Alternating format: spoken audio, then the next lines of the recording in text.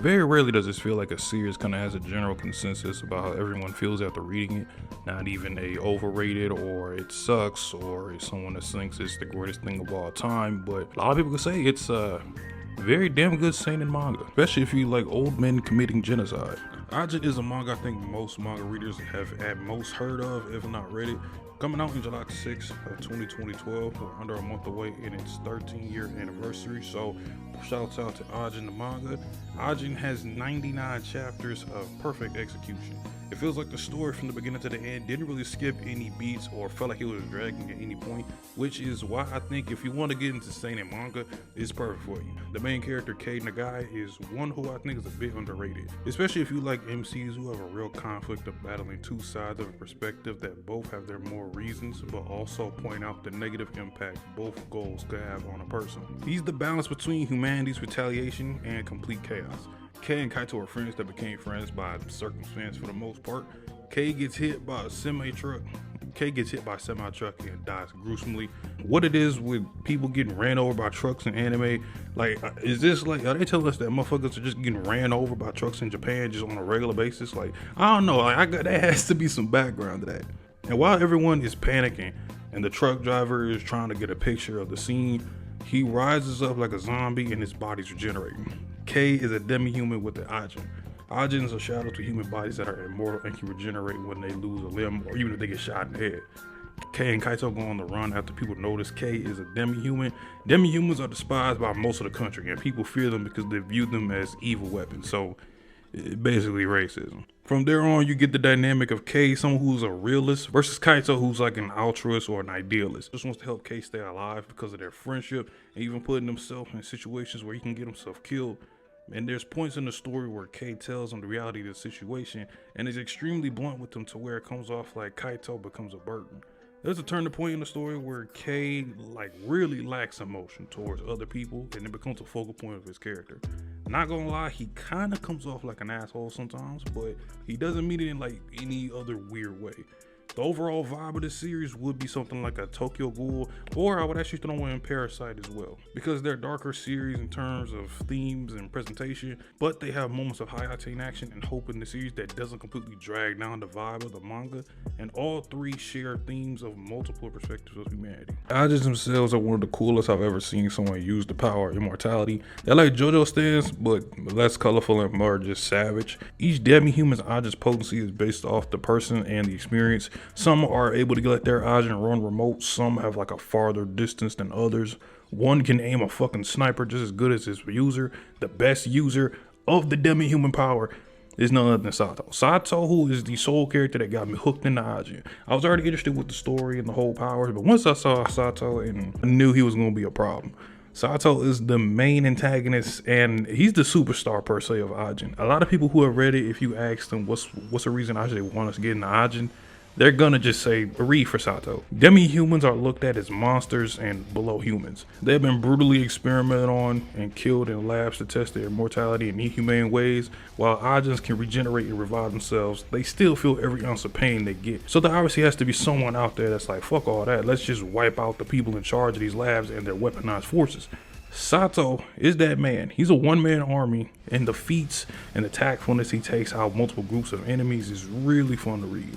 What makes him such a fun villain to read is he treats combat and life like a video game since he's immortal. He's very resourceful and uses everything around him as a weapon and as a tool. I like the dynamic he had with Tanaka because they both wanted change, but their perspective on going about it was completely different. Tanaka was one of the people who were abused and tortured in those labs where they were testing demi-humans and wanted to join Sato because Sato wanted to rebel against Japan. At the tandem, they're really interesting, but it's a general and his lone soldier fighting an uphill battle against the masses.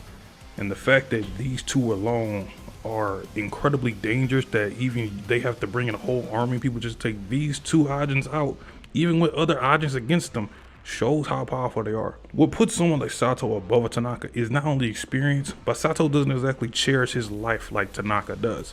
Tanaka being there kind of humanized Sato in a sense. But when he's riding solo dolo, this motherfucker is out of his mind, because he's unpredictable. And the Kei vs Sato dynamic is really interesting to read because Kei as the protagonist is in awe of what Sato is capable of doing at times. Sato is a very chaotic and free-thinking individual that is killing multiple people and is a bad person. But Kei is a lot of times left shell-shocked at what Sato is doing, in combination of him, his creativity, and his Ajin. Even looking at himself, wondering if he needs to be more like him in order to kill him.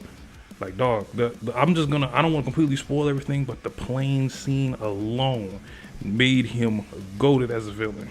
And the whole process of how it comes about is kind of hilarious. The 50 guards fight is also top tier. It's the perfect blend of violence and tactics using the powers that were set in the verse. And really shows how innovative Sato is when it comes to abusing that immortality. The art style of Ajin is using a mix of almost like a sketch art style on the face with heavy shading on backgrounds and borders. It's very expressive with characters' faces and body movements, letting facial reactions tell a story instead of outwardly telling you sometimes. You'll see that the most with someone like Ikia, whose face is very detailed, as since he's a bioscientist that works on learning about the ins and outs of demi-humans. You'll see when he's interested in something and when he sees nothing or hope. The fight sequences are paneled perfectly and drawn as if it was meant to be animated this way. Yes, I know there's an anime on Netflix. I watched 2 episodes and I wanted to blow my own head off.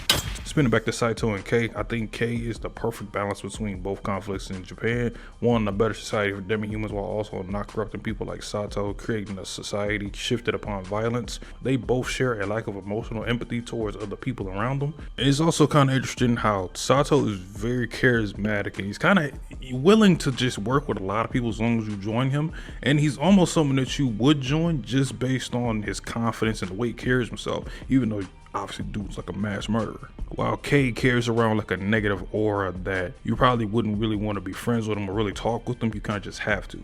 He doesn't show weakness in emotion and can be selfish in his approach, which he picks up from his parents and what he's seen in his childhood.